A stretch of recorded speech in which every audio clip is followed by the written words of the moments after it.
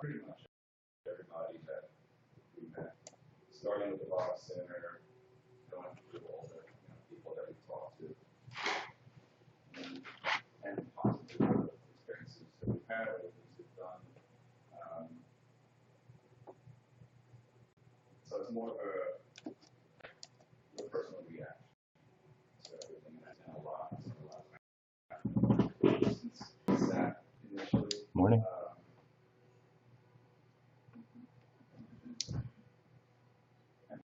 So before I jump way in, first of all, I'm like trying to keep my voice a little bit low, on the low side, and I just want to, can you hear me? Jimmy, good morning, Tom Hall. So again, as I said, I'm being a little bit hushed this morning, and I'll explain to you guys why that is all happening. So the drama-free vegan just entered. Hey, good morning. Apparently I'm #1 on Rich Flowers. I was rushing to get things. I was rushing. Thanks for the likes. Oh look, so good. We have a person, our first person that just came by.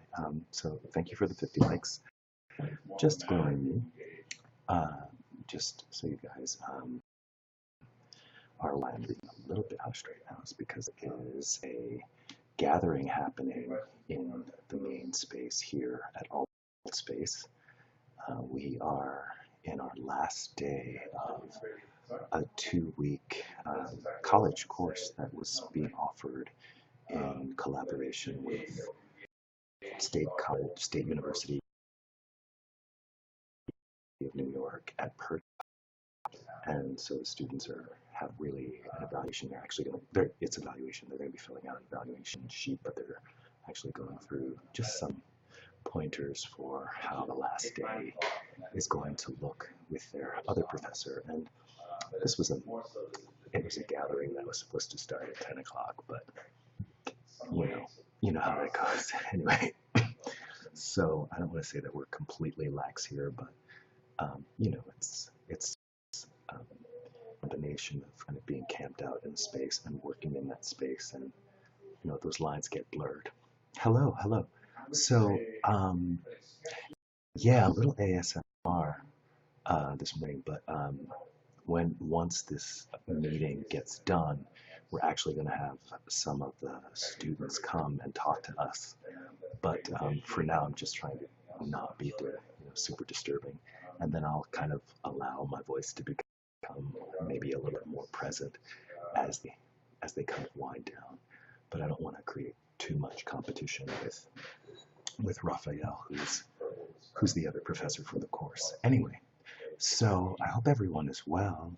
Tom Hall, drama-free vegan. Who else is here? One and only red life. I believe that's how that's said. One and only red life.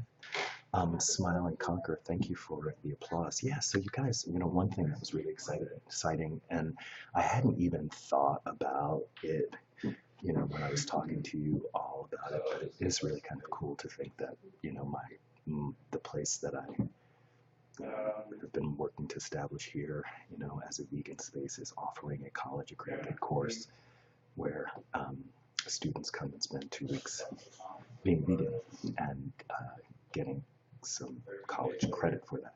But they also do a lot of other things, so the entire trip is not completely tied to their being vegan. One and only Red Life, thank you for inviting 702 fans to this broadcast. I'm doing really well, you guys. I'm doing really well. It was a really intense, packed couple of weeks. You all know that I just finished producing the 22nd International Pedagogy and Theater of the Oppressed Conference. The last day of that conference was Sunday, June 4th. The first students arrived on Sunday, June 4th, and so that program kicked off right away, like right on the tail of the conference. So it's been completely nonstop. Good morning, Michael and Raw. Welcome. And so, again, as I said before, I'm hoping that we are going to be able to talk to some of the students, and I'm gonna continue doing some vlogging with them as well. Maybe some of you who are following me on my YouTube channel saw that I posted a couple of videos. One was a trip to a local market here in Detroit called Eastern Market, and that was great. And actually, one of the students was the camera person for that video, and it was a lot of fun. And then later on, I posted just a couple of days ago, 2 days ago, I think, I posted a video with Sydney Dupree, aka DJ Velma, and that video, apparently, like the night that it was posted, all of the students actually sat and watched together, and the video itself served as a starting point for some discussion about what's happening in Detroit. But again, I'm gonna try to get them to come over kind of one by one. There are 10 of them in total, and one graduate assistant and another professor, as I said before. So we're gonna get to spend a little time with them. I feel like I'm at a tennis match, and this is where we're just watching it go by, and I'm not disturbing that. Anyway, so all of those things. But there are things that are going on in the world. I've barely been able. Yay! Good morning, plant goals. Um, yeah, it's a little bit of a whisper stream, but again, as I said before, it'll get a little bit more lively. As I said, we're going to be welcoming the students to come on, and I don't know, maybe some of you might want to hop on and guest and actually speak to the students directly and maybe ask them some questions about their experience. I know there was a lot of Plant Goal says, hey all. I know that there were questions recently about what is alt space and how does it operate, and so I thought what better way to really introduce you to how a program runs here would be by the folks who are the clients in that experience, right? The students are really the focus in that experience, and so then they can maybe tell you, they can tell you, firsthand what their experience of being in Detroit was, what their experience of being in alt space was, what their experience of spending at least their time in the house being vegan. So there's no requirement for people to go vegan to participate in the programming here, but while they're in the space, everything is vegan. And they can talk about the food, they can talk about things that were on the menu. So I hope that's happening. Ethan is also here, and maybe. Oh, so they're actually planning what they're going to do for the day. And are you guys saying what you're going to do today? What you're going to be doing today? Which Coney is better? They were talking about going to a Coney. They think that I'm going to support their going to a Coney because they're probably not going to be vegan when they go to the Coney, so I'm not even talking to them about that. But they are going to the Detroit Institute of Art. They're going to see the Diego Rivera and a lot of other brilliant things. And maybe some of them will be really sweet, and they'll do some vlogging there and share some of their footage so that we can see that experience. So, so that's all things that we can look forward to later in today's broadcast. We may go a little bit over noon, I'm not sure, just because there are so many of them, and they may all want to share a little bit with you live as part of the live stream. Something that I was gonna go into a little bit of conversation about just things that have been happening. I always wondered why Coney dogs were so popular in D when Coney Island is on the East Coast. I have no idea, Plant Goals. But who knows? Maybe, actually, I shouldn't assume that they're all going to go to the Coney and not be vegan, because I think that some of them were vegetarian when they got here, and maybe easing in that direction. Again, you can ask them yourselves what their experience around the food has been. I want to talk a little bit. I've not been following things, but I know that there were the hearings last week. James Comey got up before the Senate and was questioned about the Mike Flynn investigation, and this whole the president asking him to kind of lay off on that investigation. And then we had Jeff Sessions get up before the Senate hearing committee, and I'd love to know if any of you have some thoughts about that. Here's Ethan. Come and sit down. Hello. So there's no talk. There's no talking. I have this turned down so in case somebody gets on, so you don't need the earphones. But do you want to say anything to the people? You guys remember Ethan? Remember when he wasn't vegan and then he became vegan here at Altspace? And so, oh my God. Big change of So we got Ethan in the house. So do you, how do you feel like the week? The last, actually not the last week, but the last like month, right? We've been doing a ton here. Do you want to do your like lowdown of what you? I mean, it's been a lot of fun, you know, just taking care of the space and having people here. The house really comes to life when there's groups of people here and other people here. Get in the frame. Thank you, Plant Goals. Hi, Plant Goals. That's my friend over here. Anyway, yeah, but it's been a great experience. I mean, I did something a little bit similar to this last year, but not quite as intensive, and now it's definitely a step up. So I feel really included in this project and in this space, and it's just a lot of fun. And he's, you know, he says it's a lot of fun. But it's a lot of work too. It's a lot of work keeping a house together, especially when there are 12 people in it and the house is over 100 years old. Yeah. So anyway. So if you guys have more questions for Ethan, he'll be around. So he'll be walking around.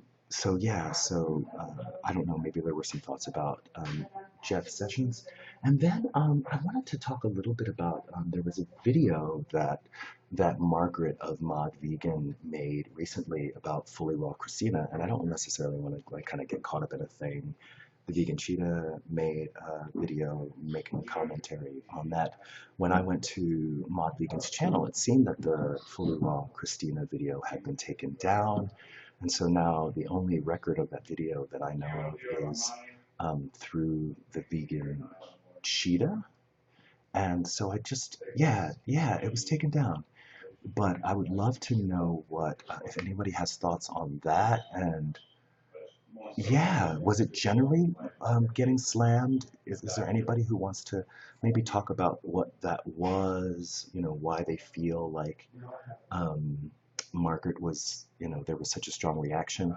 Watching the video, I would say I'm not used to seeing Margaret as passionate as she seemed to be in the clips that Charles was sharing on the Vegan Cheetah Drama channel. And so, yeah, 80% negative comments on that video. Well, you know, I got, I can't even say what percentage of the comments on my video about vegan gains were negative comments, so I don't necessarily take that I take that with a grain of salt. But I would love to know from you all, who I trust your opinions because you're thoughtful individuals, if you have any thoughts about that video and why people responded the way that they did. So I don't know, Plant Goals, you seem to be the one who's responding.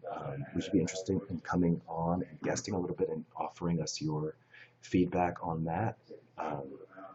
Decided never again to get personal in a YT video. Tempest in a teacup. Yeah, possibly.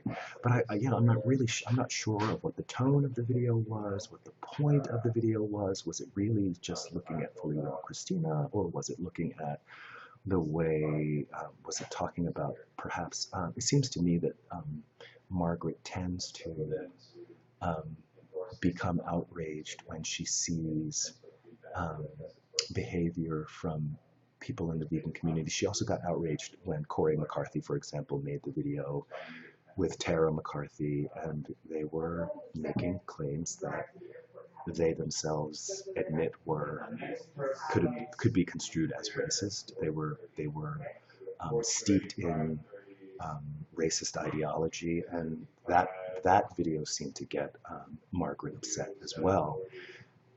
However, I don't think anybody got upset about that. I think that people were more on the same page.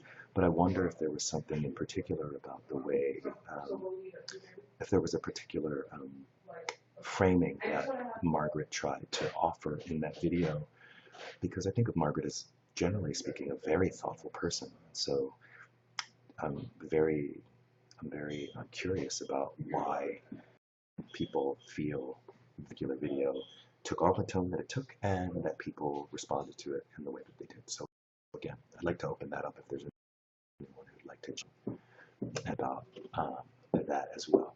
Now, giving you the play-by-play, so Raphael has just stood up and has started handing out sheets of paper to the students. This, I believe, is the first time that they've been given a sheet of paper in this way. So suddenly the class got very school.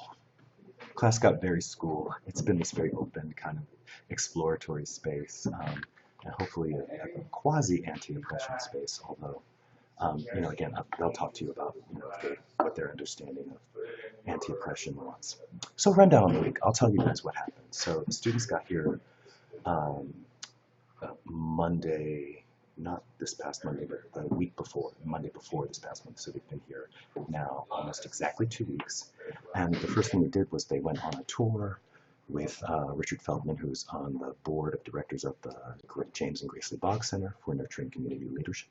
So they got a little bit of the history of Detroit and how the economy got to where it is, and they talked about some of the historical moments that a lot of people know about, like the 67 rebellion. They talked a little bit about, I believe it was the 43 rebellion that was actually a race riot where, people who were, could be identified as white came into African-American communities and destroyed those communities. The destruction of Pole Town was covered in that tour, and kind of the rise and fall of the auto industry was covered in that tour, and some reflecting on the way that the leadership in Detroit is possibly trying to recreate a model for a I want to say a thriving city using antiquated models that we've seen fail in the past. And so they got that introduction on pretty much the first day. And then very quickly they started work on the American Riyadh site. And you guys will get to see photos of the very first installment of the Riyadh, which is absolutely stunning. But we made a video of a performance that we did there. I mean, actually a workshop that we gave there. So they spent the week mostly working there. They also did some other site visits. They went to see other artists. They went to visit some other organizations. They spent the day yesterday volunteering for Solidarity, which is the organization that is bringing community-controlled power, like physical, like literally power, to Highland Park. So they spent the day volunteering there. And as I said before, today is really their last day here, and they're going to the Detroit Institute of Art. The work that they were doing with me was I was training them to facilitate Theater of the Oppressed. So they spent 2 weeks learning some games and also kind of learning the principles of popular education. And then on Friday, the 16th of June, just this past Friday, they gave basically a 2-hour workshop, which, they'll tell you how it went. And I think that they'll be able to talk to you about how they went from having really no experience with Theater of the Oppressed into being able to not only facilitate the workshop, but to be able to frame the activities in the workshop and to facilitate discussions, processing the games that were played. So I'm hoping that you guys will ask them about that. And that's been the 2 weeks. And in the middle of all that, I started rehearsal for Hamlet. So I'm going to be in Hamlet, y'all. I'm going to play a ghost. I'm going to scare people.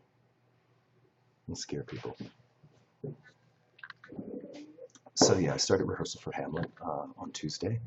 And, I can't say it's going well. It's just 2 days in, but that was kind of amazing. And I also I also gave a workshop as part of the Allied Media Conference.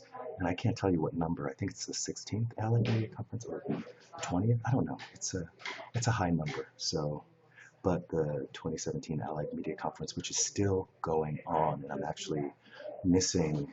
I've missed most of the conference because I've just been too busy with this program. Also, there's a group that was started in Madison, Wisconsin called the Mutual Aid Network, and the Mutual Aid Network kind of brings together folks that are doing work as part of the solidarity economy, and I think I may have talked to you all about that in one of the video responses to Unnatural Vegan when it was a response to sort of the accusation statements that she had made about, social justice warriors, wanting to tear down the system without offering suggestions for what new systems might look like. And I went through a whole litany of projects that I had been involved in. And that included things like worker cooperatives, like time banking, and a lot of these types of ways of organizing have been pulled together by an individual named Stephanie Rearnick, who again is out of Madison, Wisconsin. And Stephanie is here with some folks, the folks from St. Louis, Julia Ho. I don't know if you remember, I made a video about Julia Ho with Julia talking about social justice and defining social justice. So these are all things that I guess I'll link to later on. I'm just going on a mile a minute. There's so many things going on. So Julia and Stephanie are here, and some of them will be here at AltSpace. So also, I just want to also, in terms of the sound, I know that I'm wearing earphones right now, so I can only hear kind of my own voice right now. But I just want to be sure that the sound from the other room isn't making it hard for you to follow what I'm saying or follow the live stream. Is everybody okay? Are people even still here? Are you still listening?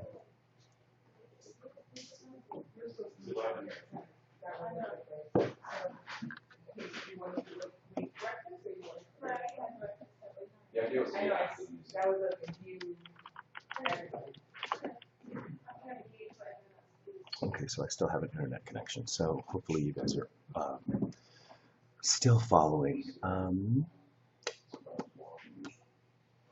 So I see folks kind of walking around. So how's it going? Are you guys filling out your evaluations right now?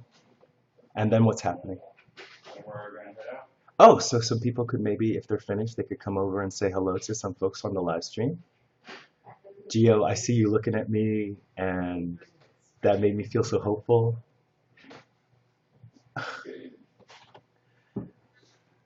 Come on, come on. You coming up here? You'll stroll by and just peek in and say hello? You want to just peek in, like peek in and say hello? All right, so everybody, that's Gio. Hi. Come on, somebody's come in and say hello. So this is Alex and Ilana. So somebody's gonna come get in the hot seat, somebody. All right, so Hi. all right, so I'm backing up. So these are 3 of the folks who've been here at AltSpace all week. It's about to turn into 4 people. It's supposed to turn into 4 people. That was Sydney. So, okay, so we're gonna get, I think we can get a little bit louder now. Can we be louder now? Yeah. Okay, so we can be loud now. Can you guys hear me now? Did I suddenly get really loud? And like, is my voice obnoxious now? It's so loud. All right. Internet fame. Yeah. So, I'm wondering if any one of you would like to talk a little bit. I don't need these headphones right now. If any of you would like to talk about what your experience has been here for your week at AltSpace, for your week in Detroit. Like everybody's gathered around. If people want to come and like hang out on the stairs and fill in, come on. So is there somebody who would like to be like maybe a spokesperson and talk a little bit about what the week is like? Do I need to like adjust the camera so I'm catching y'all in there? All right. Who's gonna do it? You gonna go for it?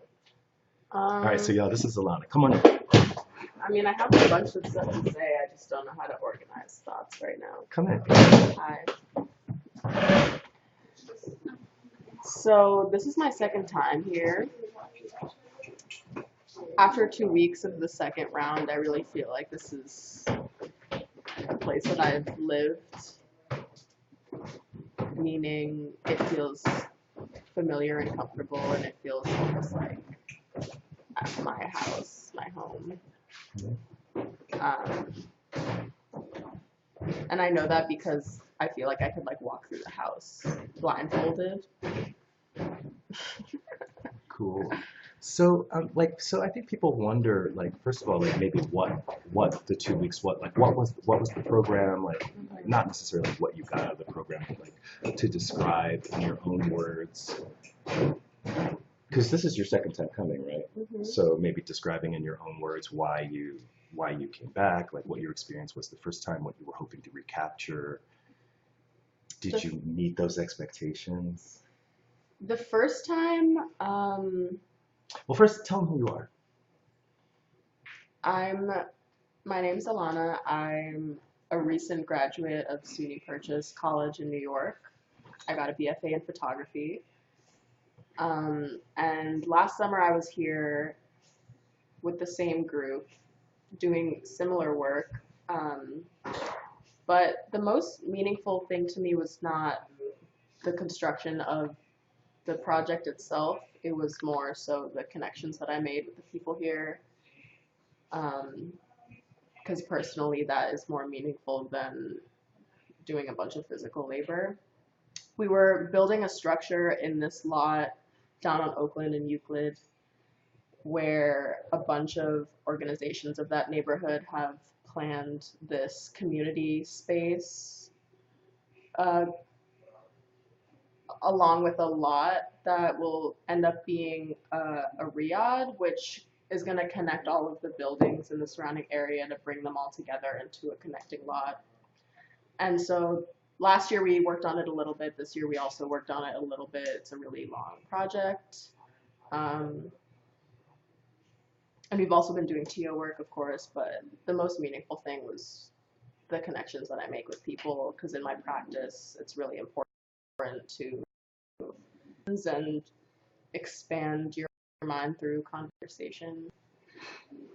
Cool. That's probably and then also I just didn't really, last summer I just didn't know, like we did the Bog Center tour, but I didn't really get all the Grace Lee Boggs information last time. I feel like Rich may have known her better or something and had like a lot more to say about it. And then we also watched the documentary about her, Grace Lee's documentary about Grace Lee Boggs. It's called American Revolutionary, the Grace Lee Boggs, and I'll include some links to that down in the description box below for those watching on YouTube. So I bought some of her books. I bought James Boggs' book too. And yeah, I never realized that what I was doing was somewhat in tune with her line of thinking, and you know, she would call it like revolutionary, or I don't know if she would call conversation revolutionary, but definitely an act of resistance. Maybe. I don't know what That's words a word. use. That's a word that seems to get used in these circles, like doing things. And like, I guess the resistance would be like, what would holding meaningful conversations be resistance against, in your opinion?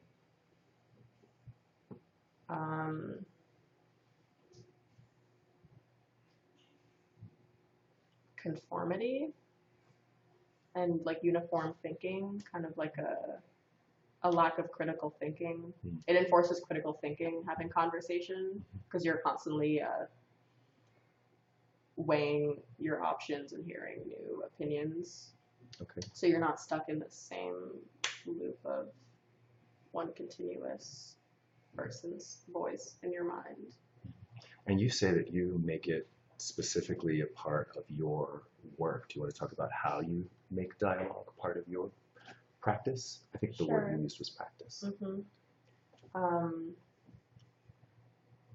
Yeah. So my project that I've been working on for a while involves audio pieces along with portraits. And the origin of my project just stemmed from conversation. I didn't know I was going to start making portraits because I just was interested in what people had to say about their identity as it relates to their sexuality while discussing existing power structures that govern the way we feel and the way we act, and how they affect our identities and how that affects our sex life. So I started making audio pieces, not really editing them, just having hours and hours of audio where people are just telling me about, I ask them questions and they respond. And so I've been collecting these for about a year now, and I probably have like 20 hours or something.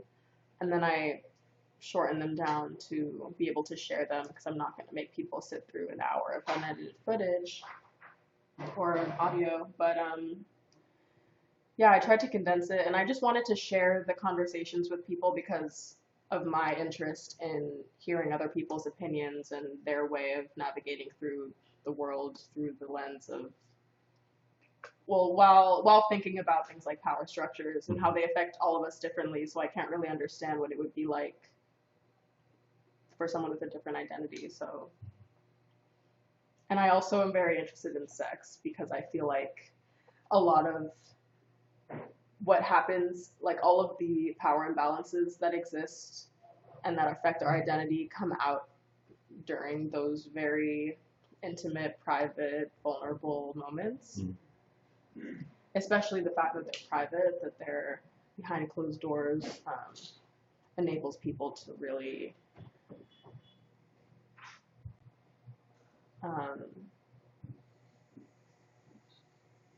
I guess, play with power and power structures in a way that seems safe because it's not out in the world, and that's where a lot of those power imbalances are practiced because of that, safe space. It's The interesting. bedroom. It's interesting because you talk about that, and you talk about like the act of sex and the intimacy that happens there. But I think we also see, just by kind of telescoping out a little bit, that in the home, we see that becomes like what happens between two people in almost in any way can become a microcosm of just relationships and power dynamics.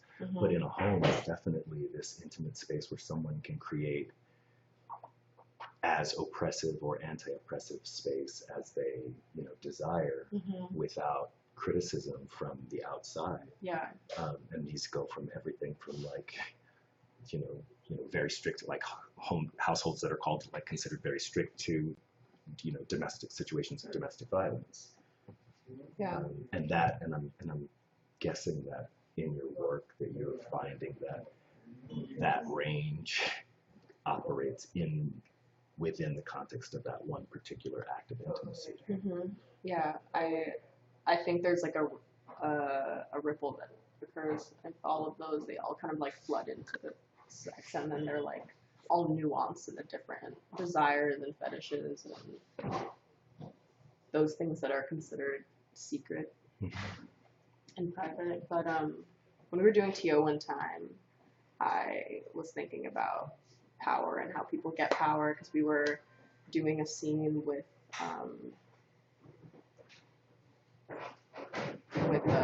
an abusive parent, and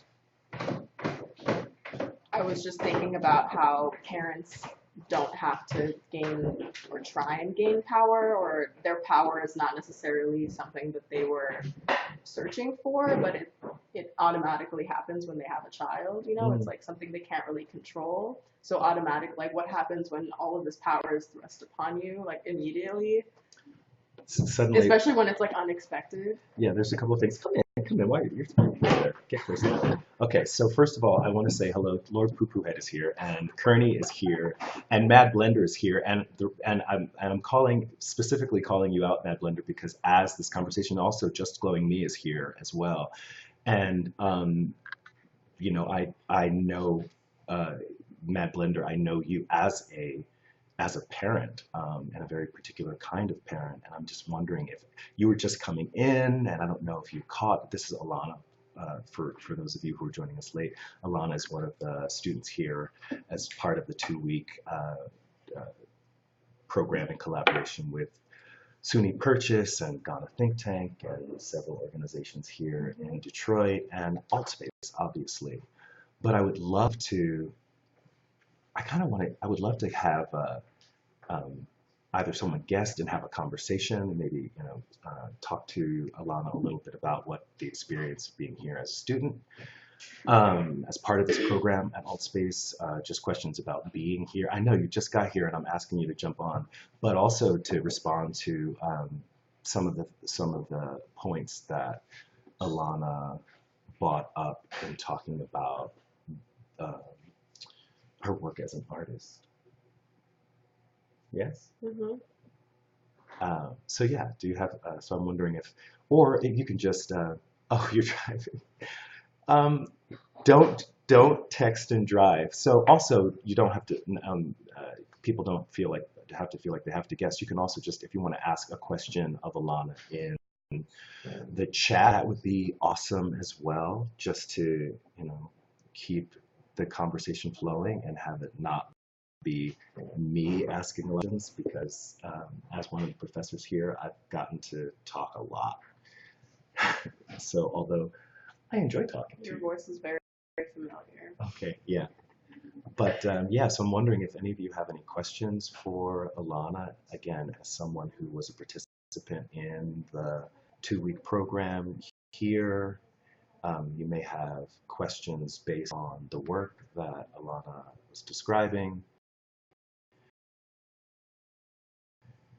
About the program, and you may just want to come on and chat and say hello. So I'd love to welcome an opportunity. We're just a little bit more than halfway through the stream, and I'd love, again, as I said, I'd love to get some feedback from all of you about some of the stuff that's going on here at AltSpace.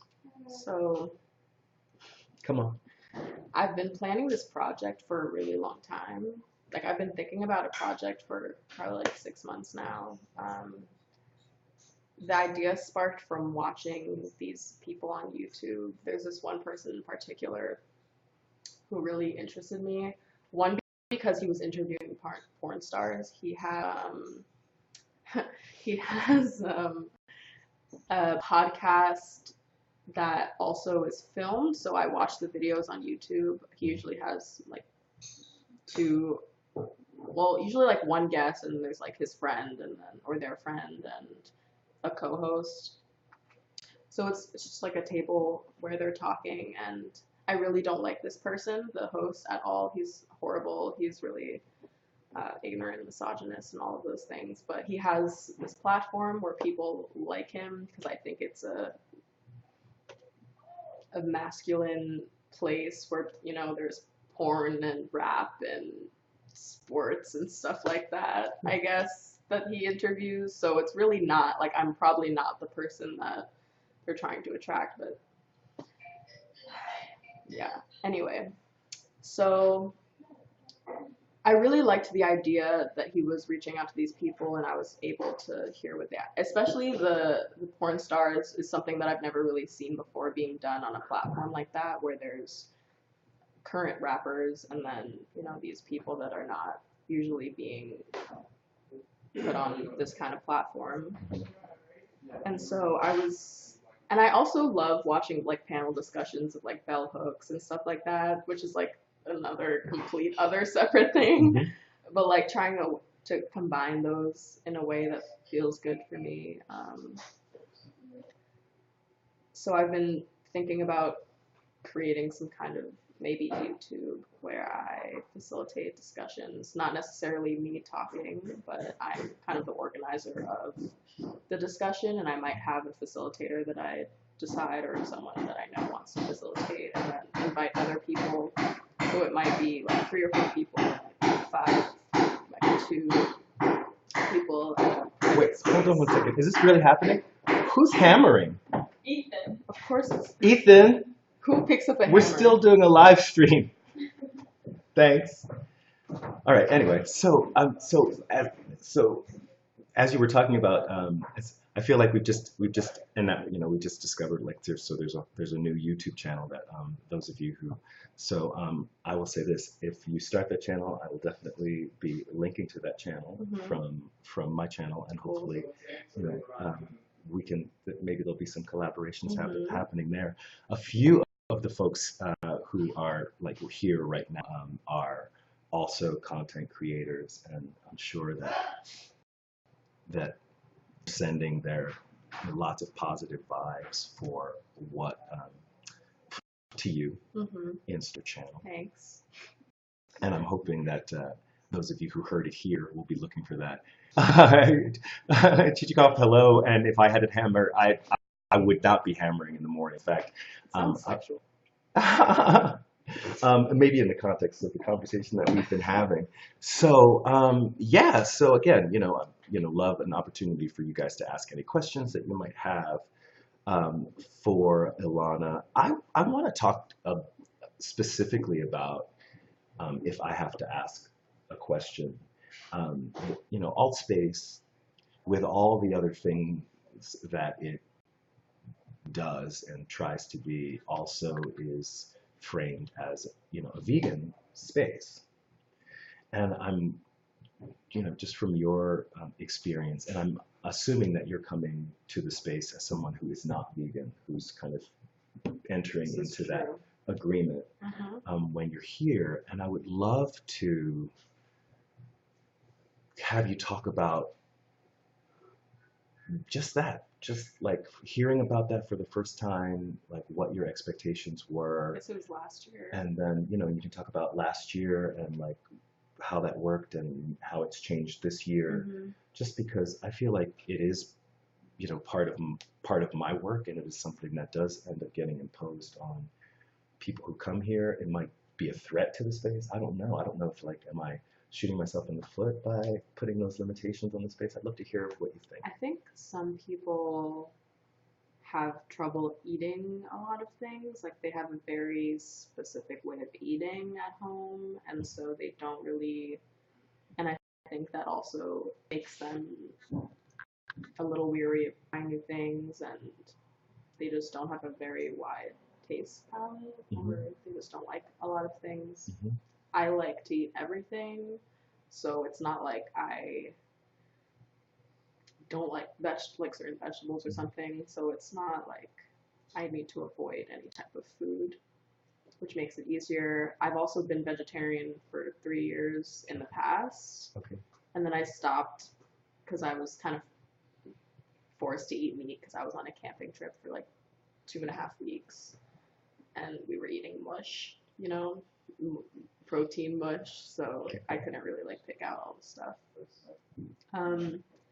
But it definitely has been making me want to do it again, be vegetarian. I don't know about vegan because I'm French and I really like cheese. So I don't know about that. I'm wondering if like as the vegans are watching this, they're all going, "My cheese though." But no, it's interesting that a lot of times we talk about people's cultural, food being, culturally significant to people. And yeah, there's a whole part of the meal in France dedicated to the cheese before dessert. Like you really take time to like look at the plate of cheese, pass around the whole plate of cheese, eat all the cheese. So that's something that right now you like are. It's like you don't even imagine that there's a way for you to.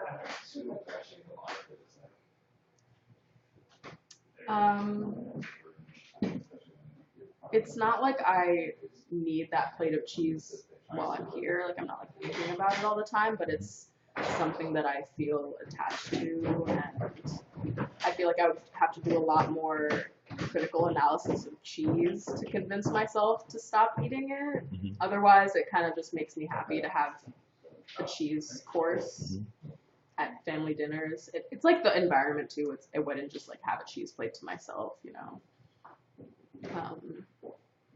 Meals when I go to France are very long, and everyone's just around the table for like 5 or 6 hours.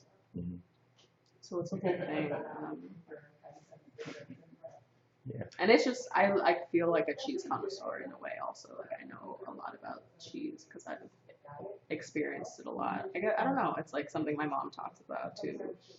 But my mom also likes not so kosher foods that are French.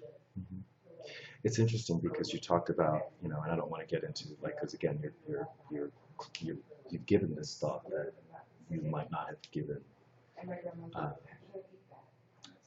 had you not been introduced into this space where veganism is just the culture of this space. And I love what you said about doing more analysis around cheese, because I have no doubt now that you're going to probably go do that, and you'll probably be telling me things about that. I mean, I have no doubt that my sense is that you're open to that. You believe that is something that could happen.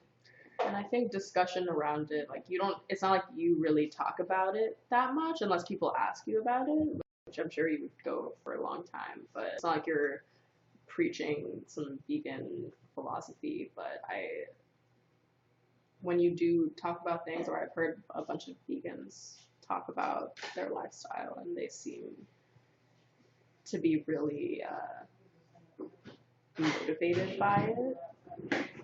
And so I feel like it's very telling if they keep wanting to talk about it, that really like listen to what they want. And because I feel like eating meat is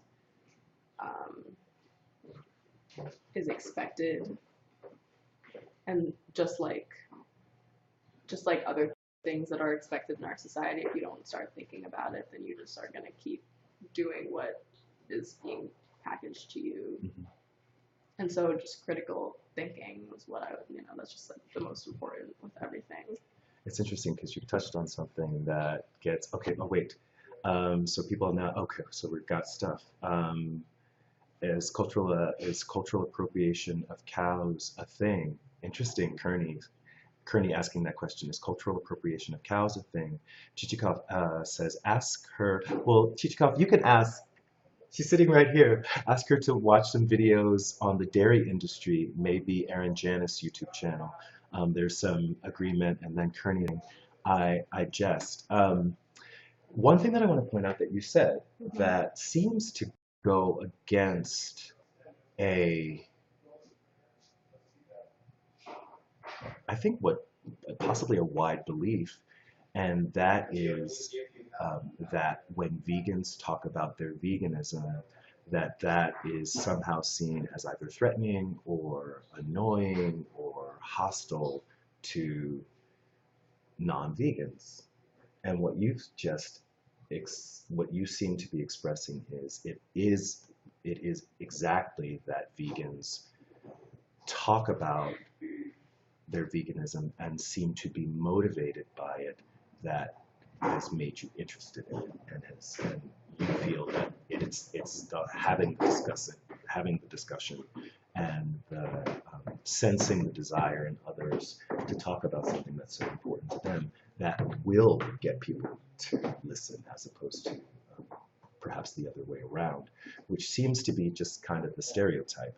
And I don't know if those of you who are watching agree that what Ilana was expressing does go against what seems to be the common belief that people just want vegans to shut up.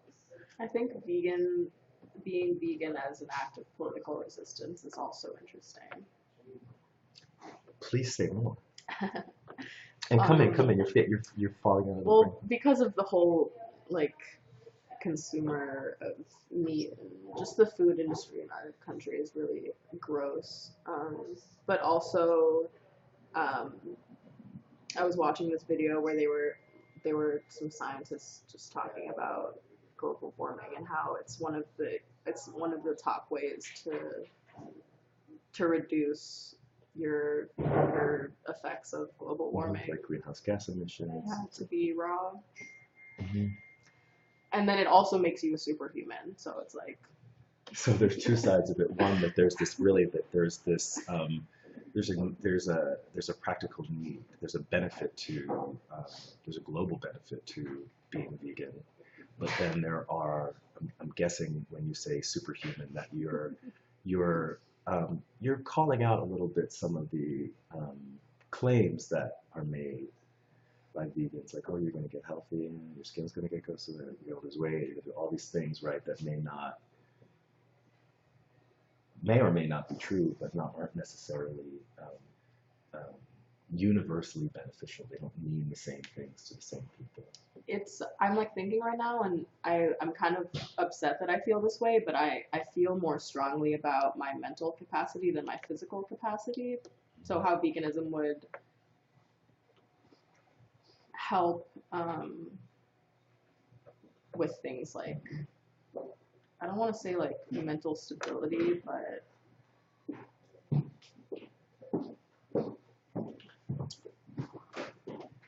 I don't know, like clear-headedness or something. Yeah, Like, I would have assumed by now that there would have been like so many comments in the comment change, but I think people are just listening to you. sleeping. No, I think people are really just listening. Sometimes I'm going to tell you. Sometimes when I'm here, like the chat, there's a whole conversation going on that has nothing to do with me, and since you jumped in, there's been no activity in the chat. I think everybody is just really focused on what you have to say. I mean, we have a small group, but that's okay too. I mean, sometimes having a small group. But I'm also interested in what folks who watch this on YouTube. I think that the topic of conversation that we've had is going to be very worthy of a juicy clickbait title. Chichikov says, when I started watching vegan content, it was a short clip of a calf being separated from its mother that really got me, cut through my defenses. And I think what Chichikov is talking about is in the meat industry, in the dairy industry, what people may not know is that I think I grew up believing that cows just gave milk all the time, that that's what they did. And there may not be as much of an understanding that for that cow to give milk, the cow has to get pregnant and give birth, which means that there are cows that are being constantly artificially inseminated and then giving birth and then having their babies taken away because they don't want that milk to go to the baby. They want that milk to go in a bottle so that we can have it, and that includes all dairy products. It includes cheese as well. And so I think, and there even are, and I don't know, this might interest you, there even are vegans who try to tie, not try to, that do tie veganism to feminism by talking about the coercive way that the bodies of cows who are females are treated. This like having their bodies invaded in this way, having their children taken away, and how does that mirror the ways that human females continue to be explored? So there are feminists that will say that if you're a feminist, veganism is your issue as well. So I'm gonna, with that in mind, what are your thoughts? Well, things like, it's hard to relate concepts like that to animals because I don't think they have like social construct and they don't have socialization in the way that we do. So I can't really use feminism to look at animals for that reason, because feminism to me is a human problem. It's not an animal problem. But it's, to me, that's just like abuse of nature. Anything living. And yeah, I feel like humans just impose their power on everything. So I was going to say there are some that might call that speciesism. I want to just call out that we have a guest. We have our first guest, and come on in now that we have. To run out. So, okay, so we have a little What's while up? left. Hey.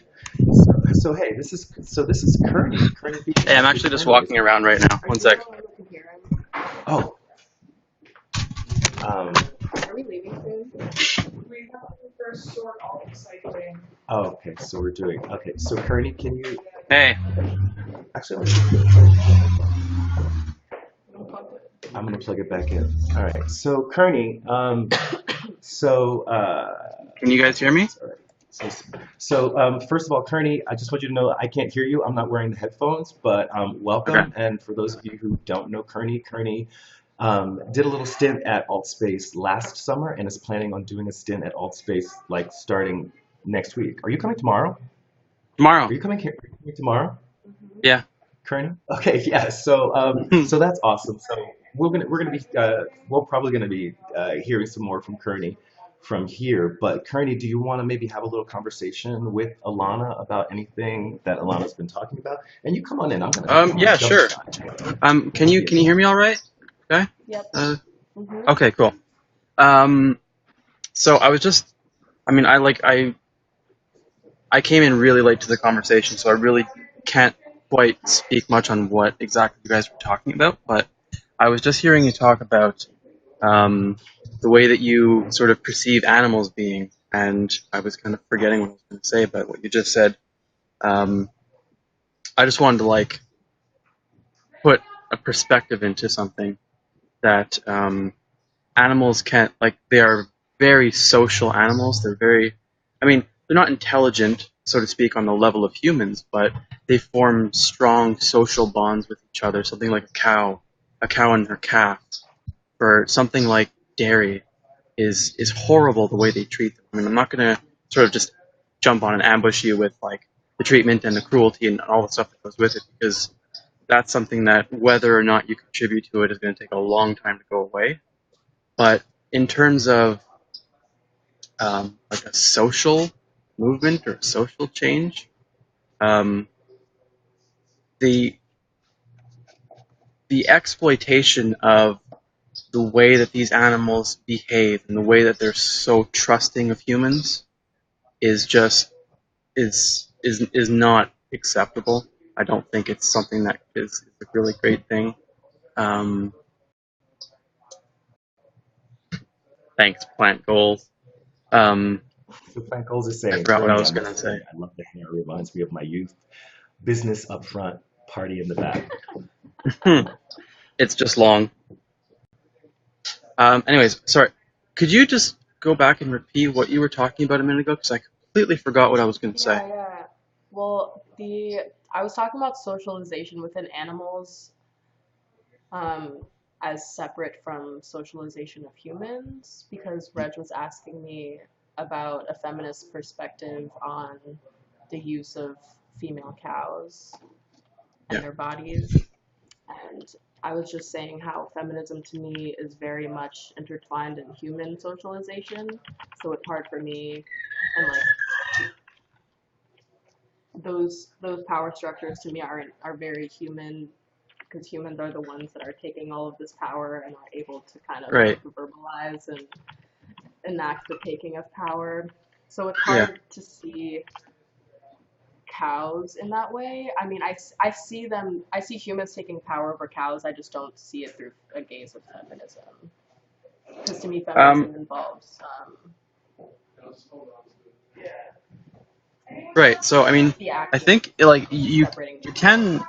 there is a way that you can see it that way, and it would be valid to say that feminism applies to humans and like human females and stuff, but in a very similar way, I think it I I don't think it would be right to assume that we can just treat other things that happen to be non-human in a way that we would not treat humans when I'm they just are. talking about language right now. Sorry? I'm having a discussion about the language of the word Right. feminism and what a better word would be to describe. And you used a word, Speciesism. yeah. Speciesism. Yeah. So that's definitely what sort of plays into it is just the very same sort of institutionalized oppression that you would see sort of affecting women also affect animals, but to possibly like a much greater extent. So I'm not saying that one is equal or one is better than the other or one is more deserving of anything. I just think that when you're talking about it, it needs to be a little bit more inclusive of what we also might be not thinking about, because we can get into all these discussions about humans and have amazing, strides to improve the quality of life, improve quality for all kinds of humans, but sometimes that may even come at the cost of other beings or other, types of things that happen. Anyways, I just wanted to get on and Yeah. just say that Earlier, there's a bit more of a wider perspective to consider. Earlier, I think it was before you came, I was talking about the benefits of veganism and why I would possibly take up that lifestyle. And even before that, I was saying I still need to do a lot of mental processing and analysis to get away from cheese, because I have a cultural history with cheese, being French. But I was talking about veganism as a way to politically resist the government and Right. the processes of consumerism. And Well, then actually, also just yesterday, I went to Ottawa with like a group of about 100 different people from Montreal. I went to Ottawa and we had an animal rights march up to Parliament Hill, and just to sort of make it a protest and make some create some awareness and have a conversation and just get the idea of animals also having some rights into people's minds who may resist it or may have never thought about it before. Because there are people who genuinely was like, you can see it just clicked for the first time ever. They considered that, oh, an animal might actually want to live. And then you look at the way that the government will subsidize animal products, will fund the animal agriculture industry. They'll fund ad campaigns. They will completely rework like the way that the government works to support what is promoted to like children at their own best, at the cost of their own best interest, at health, many things, the cost of the environment. So I mean, as like a political ideology, veganism is also another very strong motivation to have some kind of change that can maybe affect just and I one think thing even widespread. I think the idea of being self-sustaining, especially in Yeah. capitalist economies, is super important. And coming to Detroit really makes me think a lot about this, because urban farming is really popular here, and they put a lot of importance on the people growing their own food and eating their own food and being self-sustaining as a way to take power away from the institution and disrupt capitalism however you can. Yeah. And there's many ways to do it. Anyways, I just wanted to get on and have just a quick chat. And what are you doing here? What are you coming to do Sorry? here? So you're coming to Altspace? Yeah, I'm not sure yet. I think I'm going to help Red fill the garden and do some other stuff. Yeah. Anyways, so good talking to you, and I will see you guys later. Right. Have a good day. Bye. Bye. So thank you, Kearney, for joining in. That was great. I mean, I could hear a little bit of that through the headphones. It's important to keep the headphones on so that we don't get the echo. But I had my listening face on. So yeah. So also there were some things that got shared. Plant Goals was talking about the U.S. history with slavery and other things that have been part of it. Slave labor still exists also. Yeah, it's interesting because we've been having conversations about. Oh no, that was Ready Set Go Race. But did we have conversations here about the way labor in some ways continues to mirror the same. Looking at like the prison industrial complex and the way that slavery by another name, also the way that people are forced into situations where they have to take jobs in order to have health insurance, to be able to pay an exorbitant rent that's far more than because of a lack of affordable housing.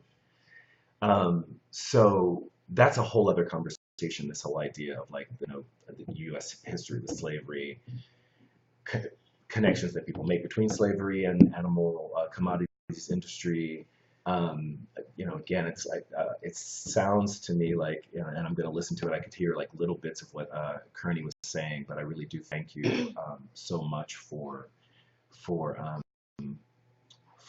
helping to shift maybe some framing. And you know, this is a really brilliant person sitting next to me, and I'm really honored that you got to sit down Yeah, it's and been. meet. I realize it's been like 30 minutes already, It's cool. right?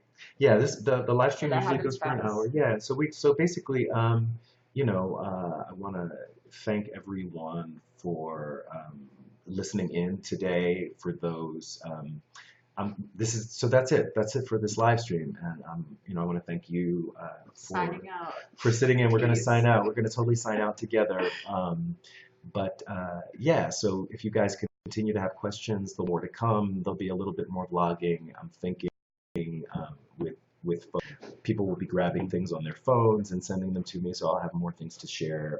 So this isn't the last you're going to be hearing from purchase students, but this will be the last opportunity that you have to hear from one of the students on a live stream. So Till next time, that's it for this video. Those watching it on YouTube, like it if you like it, share, comment, subscribe. This is Reg and Ilana. signing off. Love yourselves. Peace.